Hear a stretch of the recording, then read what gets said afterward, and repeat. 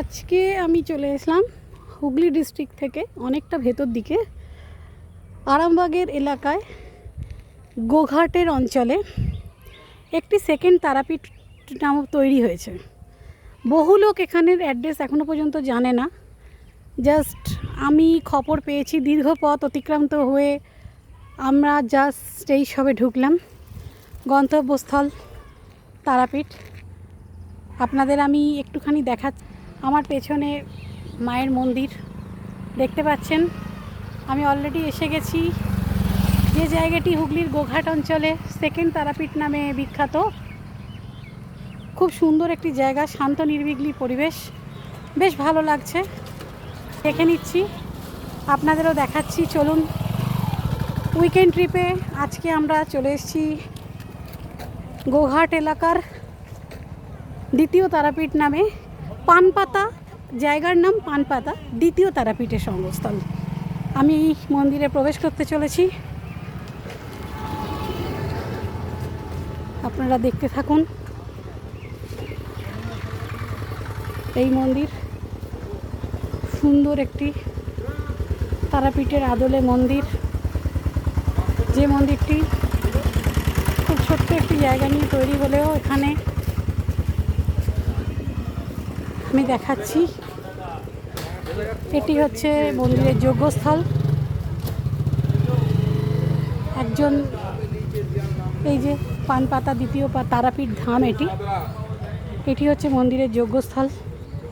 সুন্দর একটি পরিবেশ।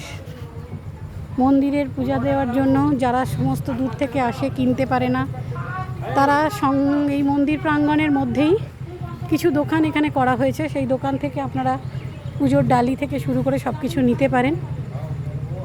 মন্দিরটি একদমই তারাপীঠের আদলে। দেখুন, দুদিকে দুটি সিঁড়ির মাঝখান দিয়ে মন্দির, চারিদিকে বিস্তীর্ণ মাঠ, চাষের জমি।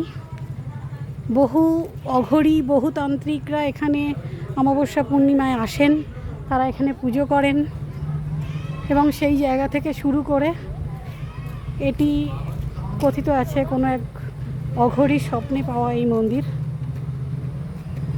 একটু একটু করে সমস্ত জায়গাটাই আমি আপনাদের দেখাবো। এই হচ্ছে মন্দির প্রাঙ্গণের যজ্ঞস্থল। দেখুন, পানপাতা দ্বিতীয় তারাপীঠ ধাম। 6টা থেকে মন্দিরের শুরু হয়।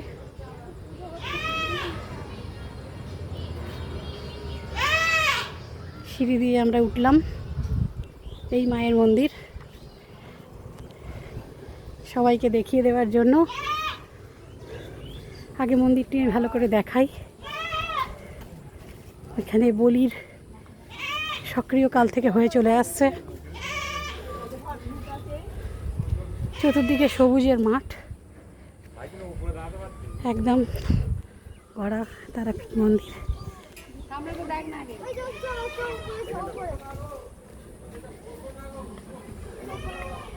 স্বয়ং মা